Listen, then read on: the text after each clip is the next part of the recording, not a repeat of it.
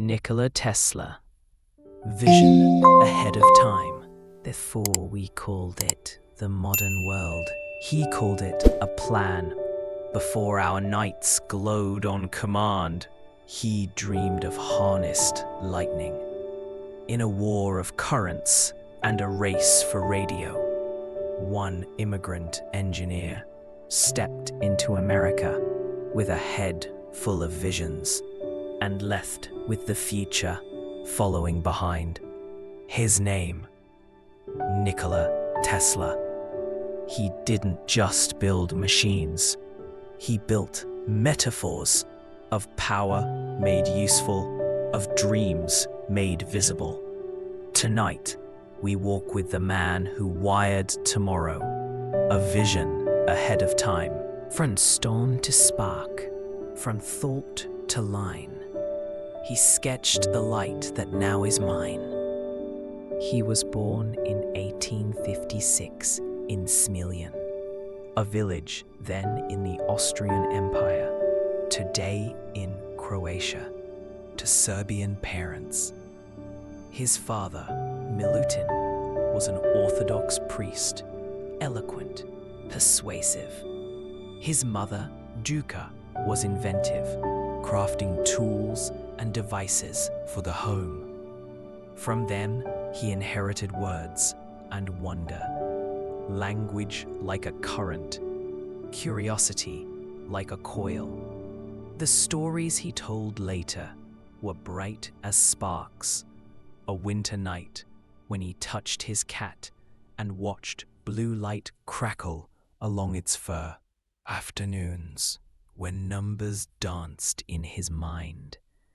Nights when ideas arrived like visions he could turn and examine from every angle, fully formed. He studied at the Austrian Polytechnic in Graz, worked at a telegraph office in Budapest, and in Paris for the Continental Edison Company, climbing from draftsman to problem solver. In Budapest, 1882, while walking through a park, reciting lines from He arrived in New York in 1884, tall, thin, 28 years old, with a letter of introduction and enough English to explain ideas no one could yet see. He worked briefly for Thomas Edison, solving problems in direct current systems. A legend goes that a promised bonus never came, that a joke about American humor sent him out the door. Whether myth or memory, the partnership ended. The immigrant genius walked away from a giant and found himself digging ditches, literally. He scraped together backing for a lighting company, lost control to investors, started again. In 1887, with new supporters, he founded the Tesla Electric Company. He patented the AC induction motor, simple, durable, elegant.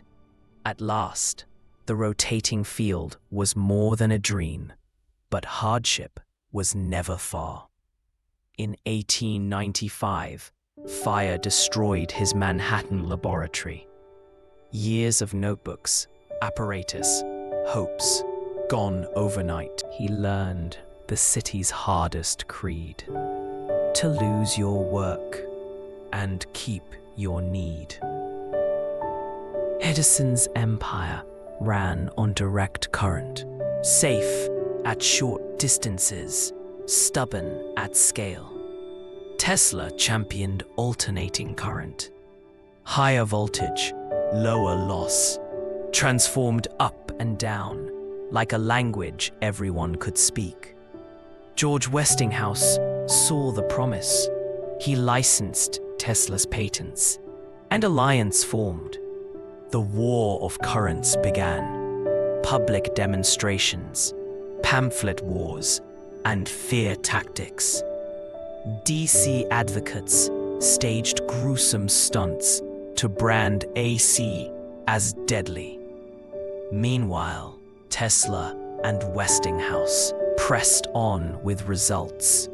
In 1893, the World's Columbian Exposition in Chicago chose AC power. At dusk, President Cleveland threw a switch and thousands of bulbs blazed into life. White fire in the Midwestern night. The fair became an electric cathedral. The world saw what Tesla had already seen. Then came Niagara. Engineers harnessed the falls, sending AC power. He rose, and he experimented. In 1891, he unveiled the Tesla coil, a high-frequency transformer that could throw lightning and unlock experiments in wireless transmission, radio, and early neon lighting. He dazzled crowds with safety demonstrations, lamp in hand, body lit by invisible waves. Showmanship? Yes. But beneath it, science.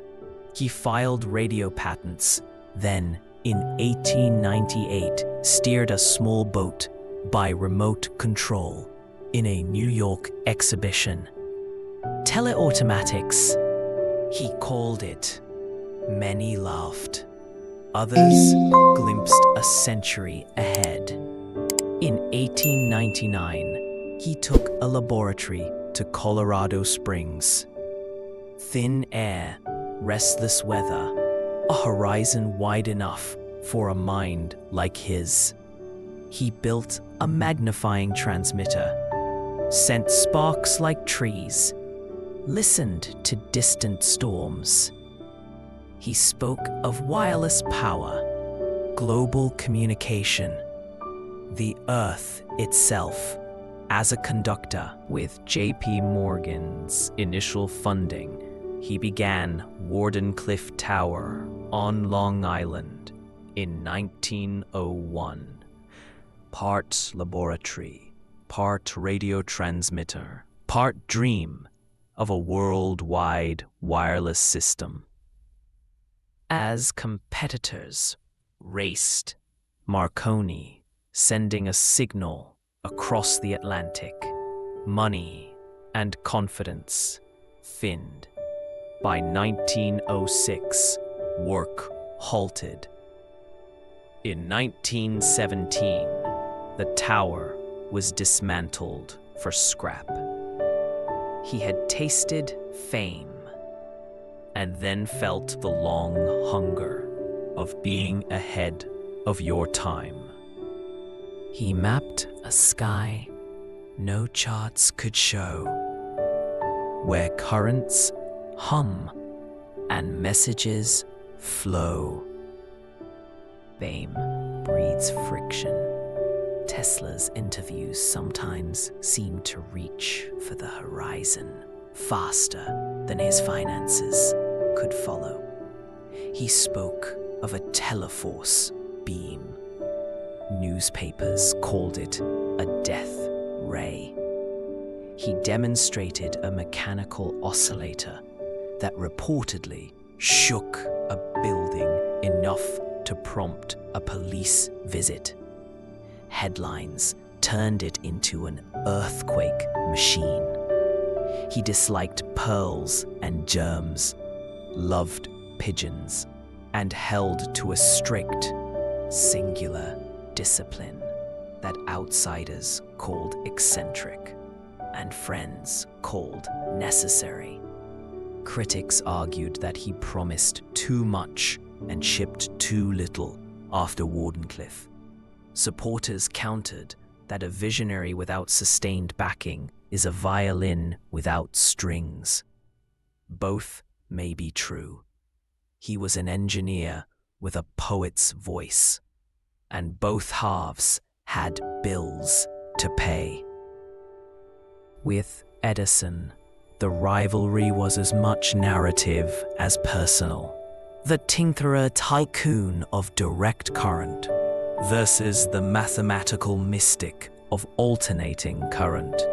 Their companies clashed in public and in policy, but history married their contributions. America needed both ambition and argument to grow. With Guglielmo Marconi, the conflict was about radio's parentage. Marconi made the headlines. Tesla had earlier patents and essential techniques. In 1943, months after Tesla died, the US Supreme Court upheld key Tesla and Lodge patents, complicating the story of invention credit. The law spoke. The public kept the simpler myth. With Westinghouse, the relationship was complicated but crucial. When Westinghouse faced financial pressure, Tesla agreed to modify his royalty agreement, an act of faith in the future of AC. That his fiercest fight, though, was structural. Science versus salesmanship. Research versus quarterly results. He wanted time. Investors wanted timelines. He thought with math. They fought with gold. In ledgers cold, warm dreams grow old. If you want to hear Tesla today, don't read a quote. Listen to the night, the hum in the walls, the whisper in the wires. That's alternating current, the polyphase systems that make our continents glow. The motors in factories, the appliances at home. The induction motor is a quiet companion to modern life. Remote control, radio fundamentals, high-frequency transformers, fluorescent illumination, early X-ray experiments, threads he pulled that others wove into tapestries. He didn't do it alone, and he didn't finish every plan. But the outline is our ordinary. This web of plugged-in promise bears his handwriting. For American audiences, his story is an immigrant's thesis, that a mind can travel farther than a passport, that a blueprint can outlast a balance sheet, that a vision properly engineered becomes a public service. He didn't always write for clarity, but when he did, it felt like a current. From his 1900 essay, The Problem of Increasing Human Energy, published in the Century magazine, he wrote, "Ere many generations pass, our machinery will be driven by a power obtainable at any point of the universe." The lines spoke to a belief in ambient energy and wireless transmission, a dream unfinished, a direction unmistakable. In later reflections, often quoted in biographies and newspapers, he mused, "Let the future tell the truth, and evaluate each one according to his work and accomplishments. The present is theirs. The future, for which I have really worked, is mine." A sentence that sounds like a door he left open for us to walk through on purpose and the public good. From interviews around his AC triumphs, what we now want is closer contact and better understanding between individuals and communities. Peace can only come as a natural consequence of universal enlightenment. The engineer's heart. Power as a public service. Nikola Tesla, died on January 7th, 1943, alone in room 3327 of the New Yorker Hotel. He was 86.